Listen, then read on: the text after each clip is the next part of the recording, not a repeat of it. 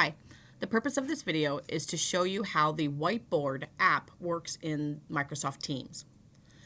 To get started, I'm going to start a meeting, and I'm going to invite in a couple of my friends and turn off my video. I'm going to invite in Rebel and Jenna.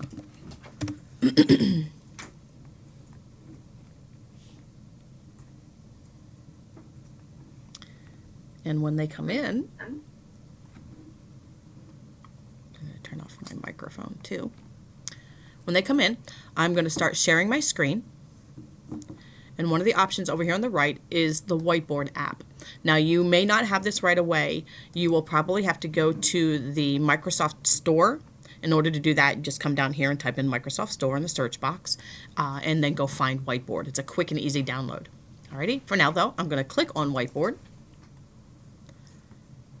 And a white screen will appear on the screen of all people that are in this team meeting right now. It is a collaborative area, and as my fellow coaches are going to show you, they can start typing in some information, they could put a post-it in, or they could use one of the colored markers to draw information into.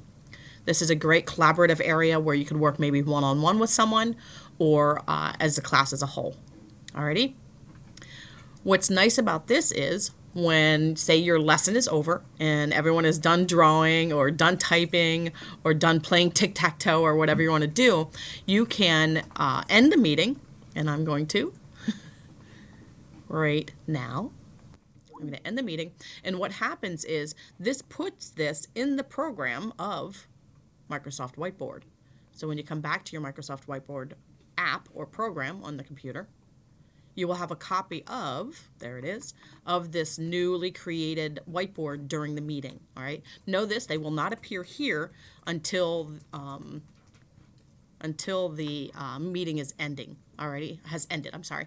Okay, so now the ones that you have here in your whiteboard, you can open them up and get a look at what they've done. Maybe it's an assignment or something like that that you can grade or evaluate and so on. And what's neat about these are if you want to mark this up, say in red or something, depending on what the lesson was or what the students had done, you could also come up here and view the people that were in this, and then even call them back to it in a future meeting to let them see how they did on the assignment or the project that you had done on the whiteboard. Okay. You can also come back to the area where all the whiteboards are listed and either delete them by clicking on the three dots and delete them. And here again, there's where you can invite participants also.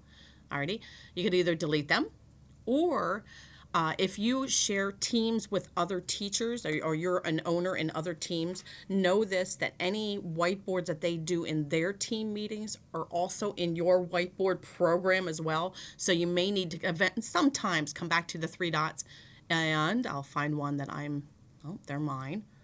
Because when you find one eventually that was done elsewhere, you can, instead of deleting them, which is nice, you can't delete some other teacher's whiteboards, but you can leave them. So you can clean up your area by leaving any whiteboards that are not your own.